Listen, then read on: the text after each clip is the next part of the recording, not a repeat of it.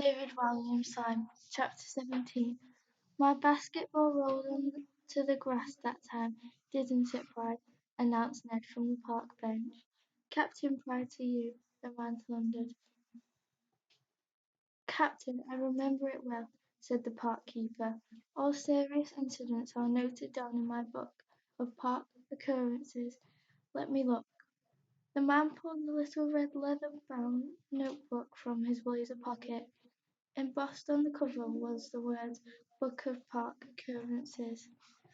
"Let me see, January the 1st," began Pride, leafing through the pages. "Not a Happy New Year as at 0700 hours highly offensive sweet wrappers blow into the park. Entire area is sealed off until culprit who dropped said sweet wrapper is found and fined." Ned looked at Slime, and Slime looked at Ned. Both rolled their eyes at each other. 14th of February, 0900 hours, a pigeon does his doo-doo on the newly waxed park bench. Pigeons are brought into the park shed for questioning, one by one, until one of them squawks. Ned and Slime sighed at the silly little man.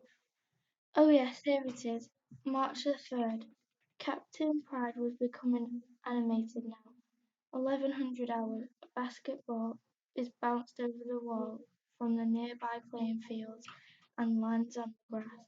It bounces repeatedly before eventually coming to a stop. One blade of grass is killed, another is seriously injured. Basketball is dealt with an instant with military possession. I puncture it with my litter collecting spear. That basketball was a Christmas present from my granny, said the boy sorrowfully. She sent it all the way from the Isle of Stench. It accidentally bounced over the wall. Why didn't you just throw it back when I asked you? The captain's moustache bristled. I did throw it back, he protested. Only after you burst it, replied the boy. I still threw it back. The captain's left eye began to twitch. Right, I want both of you out of my park now. Ned looked at Slime. All in good time. First we need a little something for you to jot down in your park occurrences book. It is called the Book of Park Occurrences, not the Park Occurrences book, corrected the captain. Slime, continued Ned. I think we need to cause some mischief. 1,000 sweet wrappers, if you please. What the blazes? Spluttered Captain Pride. Now, shouted the boy. The little man could make a big noise, but it was too late. Slime transformed into 1,000 sweet wrappers of every colour imaginable. They floated through the air, dancing on the breeze. Captain Pride ran around in circles trying to grab them, to no avail. Ned laughed. Now let's have 100 basketballs. At once the sweet wrappers clung together to form balls that bounced up and down on the grass with glee. The grass, my precious grass, keep off the grass, yelled Pride. But there was just too many of them. He ran to fetch his little spear and stabbed at them, but whenever he hit one, it just soaked him in slime. Let's not forget the pigeons, shouted out one of the Slime's basketballs that had Slime's face on it. Of course, said Ned. In an instant, every one of those 100 basketballs became a pigeon. Not just any pigeon, a pooping pigeon. A super-duper whooper pooping pigeon. As the birds leaped and twirled through the air, they dropped their load of multicoloured slime poop everywhere.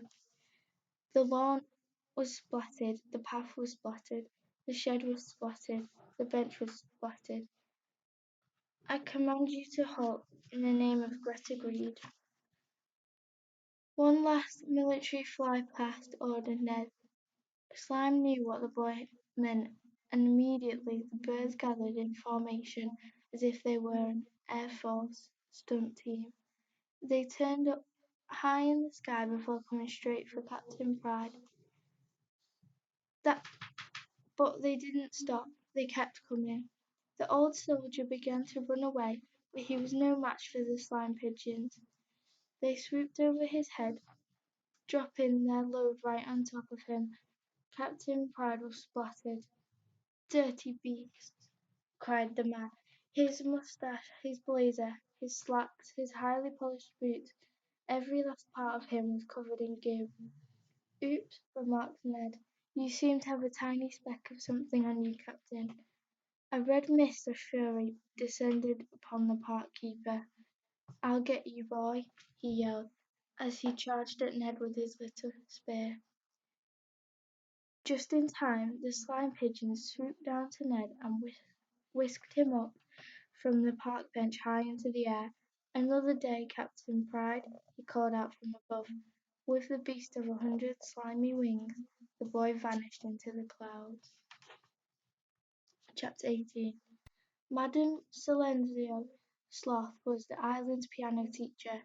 You might reasonably assume that a piano teacher taught the piano. In this case, you'd be wrong. Sloth was the idlest music teacher in history. The lady would go to the most extraordinary lengths to avoid having to teach any of the children on the island anything.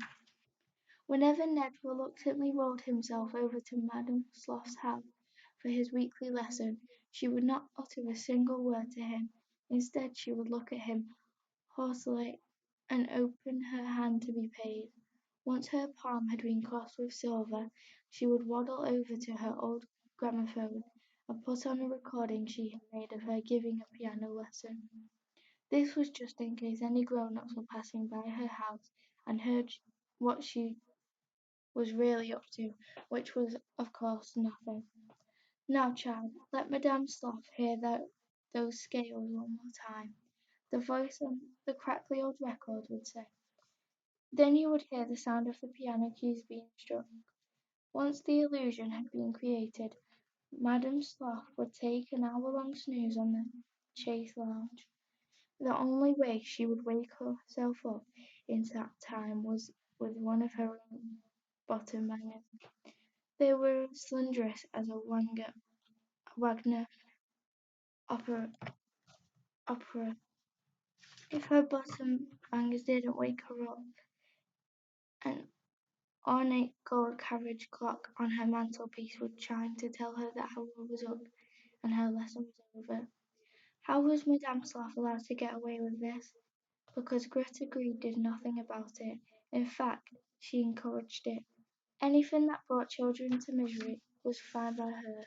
Because Ned never learned a thing about playing the piano in his years of enduring Madame Sloth's piano lessons, he would be sent off to have more and more lessons. One day, when his mother returned home from the fish market, Ned told her what was really happening in those lessons. Nothing. Of course, being a grown-up, Ned's mother didn't believe him. Just like all the other grown-ups on the island, Madame Sloth had bamboozled the woman into thinking she was the most fantabulous piano teacher in the world. Aside from her gramophone scam, Madame Sloth had a trio of nasty tricks up the sleeve of her long, flowery blouse. If a child dared to complain about the daylight robbery, Madame Sloth would open the piano lid and shut the nasty little wretch inside. That way Madame Sloth could carry on with her precious snooze undisturbed. If a child attempted to grass her up to their parents in the next lesson, Madame Sloth would turn the piano stool upside down and make them perch on one of the legs for a full hour. If a child was so bold as to wake Madame Sloth up from one of her snoozes, they would be held upside down by their ankles and forced to play the piano with their nose. One time, Ned couldn't take any more of this nonsense. As Madame Sloth lay on the sofa snoring, he shouted, "This is the end. I'm never ever coming to one of your stupid piano lessons ever again." Needless to say, the piano teacher woke up in a foul mood. Without a word, Sloth walked out of the piano room and into the kitchen. As Ned sat on the piano stool, bemused, she returned, clutching not one, not two, not three, but 6 tins of baked beans. One by one she ripped them open and guzzled them down in seconds, like some kind of strong man affair. Her tummy began making the most disturbing sounds, like a boiler that was going to explode. "I need to go," announced Ned. "Just one moment," replied Sloth. Next, she shuffled over to the boy. From the way she shuffled, it was clear she was clenching her cheeks together. Not her top cheeks, her bottom cheeks.